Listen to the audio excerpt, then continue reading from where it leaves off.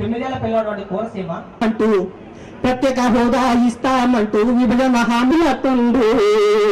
ఇది న్యాయమా? ఇది న్యాయమా? అన్న ఎవరి సీట్లో వాళ్ళు ఉండండి, అటుకోండి, అటు జరగండి. ఇంకా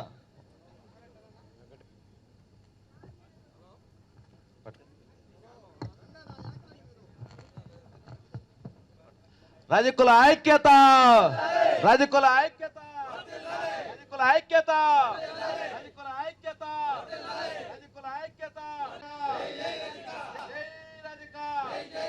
రాజకుల ఐక్యత, రాజకుల ఐక్యత.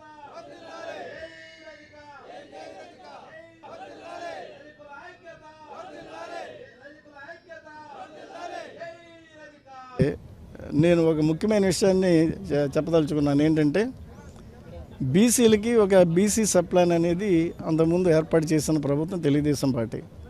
అంటే సుమారుగా 75,000 కోట్ల నిధులని ఈ రోజున పూర్తిగా డైవర్ట్ చేశారు. అది ఏ విధంగా సామాజిక న్యాయం అవుతుంది? అది బీసీలకు అన్యాయం చేసినట్టే కదా. సుమారుగా 30 సంక్షేమ పథకాలు రద్దు చేసిన ఘనత ఈ ప్రభుత్వాన్ని. అంటే ఇప్పుడు నేను పథకాలు చెప్పాను. విదేశీ విద్య కానీ, లేదా ఆదరణ పథకం కానీ, లేదా రుణ సౌకర్యం కానీ, స్టడీ సర్కిల్స్ కానీ, గురుకుల పాఠశాలలు కానీ, అనే ఫీజు రీఎంబర్స్మెంట్ 100% కానీ ఈ పథకాలన్నీ కూడా ఈ రోజున మూలం పడ్డాయి.